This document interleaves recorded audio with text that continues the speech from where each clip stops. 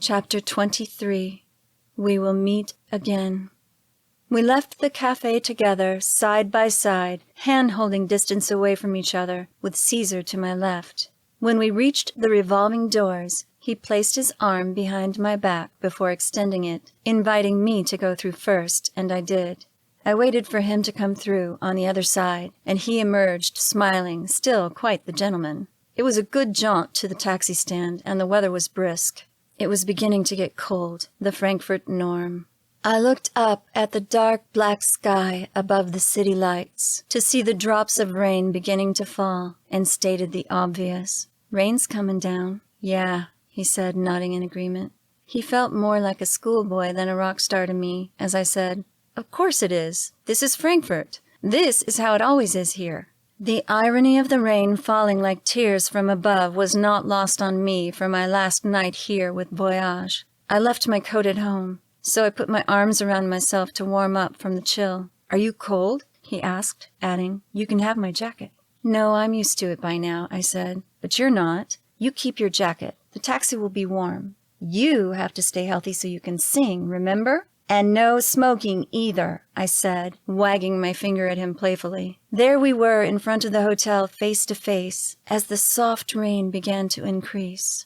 Caesar reached into his jacket pockets as we stood there, in the rain, just staring into each other's eyes, for a moment, outside of time. "Oh," I said, feeling his sadness. "Are you sad that I'm leaving?" He shrugged a little, not speaking, and shifting his weight from side to side, but looking desperately forlorn like a lost puppy. "You are sad!" It sounded like a revelation as I tried to rally our spirits. "I can give you a hug," I said with unguarded warmth and enthusiasm in my voice. "Do you need a hug? Would you like me to give you a hug goodbye?" I was feeling overly cautious after Anthony's emotional rejection of a hug earlier. Caesar, however, gladly nodded yes, quite shyly, and that was all it took.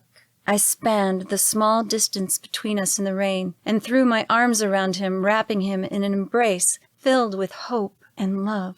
I gave him the absolute best that I had, unveiling the tremendous power of the heart, knowing that I would miss him. My desire was only that he feel the goodness of this moment, the connection between us, and my unconditional love for him.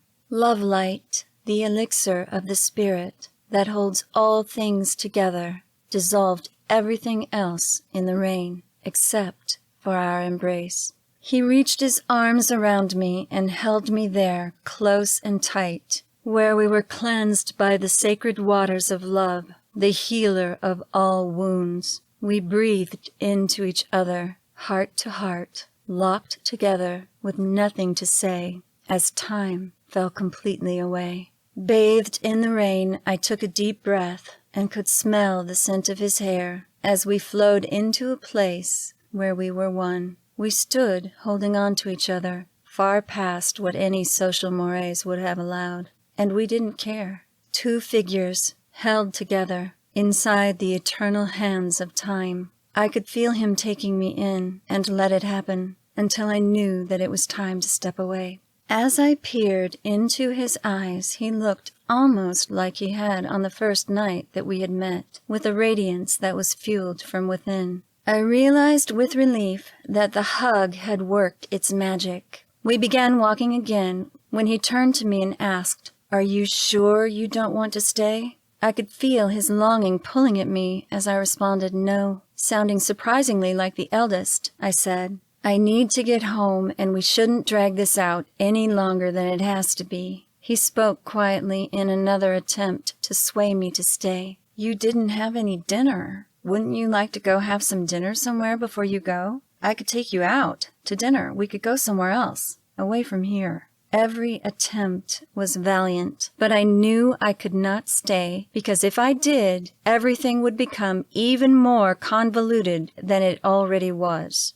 I could feel him not wanting me to leave, and me knowing that I had to do it. "No, I've lost my appetite. I can eat when I get home if I'm hungry." The rain increased its measure, urging us onward. He seemed afraid that this was our only chance to spend time alone together. I felt the need to reassure him that it didn't have to be that way. So as we closed in on the taxi, I opened the door and began to ramble, feeling somehow inspired by the moment. I said, "You know what they say. It goes something like this. Life is a circle, and everything comes back around to you, kind of like karma." I drew a circle as I spoke, tracing through the air in front of me, thinking of my notebook coming back to me when he returned. After all, it was only 2 weeks away. As usual, Caesar seemed stymied by this observation and me, still wanting me to stay. He was clearly a man of action, not contemplation, his eyes making a silent plea for his case. He said,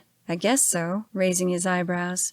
"Are you afraid that we won't see each other again?" I asked him. He looked at me quizzically and not at all certain, saying, "I don't know for sure." "Don't worry," I said, still feeling inspired. "We'll meet again." Then, feeling like I needed to say more, I changed my cadence, continuing with confident precision. "We'll meet again. We will meet again. I know we will." It was a declaration, with the emphasis on will. His face conveyed both his desire that my words be true and his reluctance to believe that this would be so, given his current lifestyle. I slid into the back of the taxi, hugging him again one last time. Speaking softly into his ear, I said, "Take care of yourself."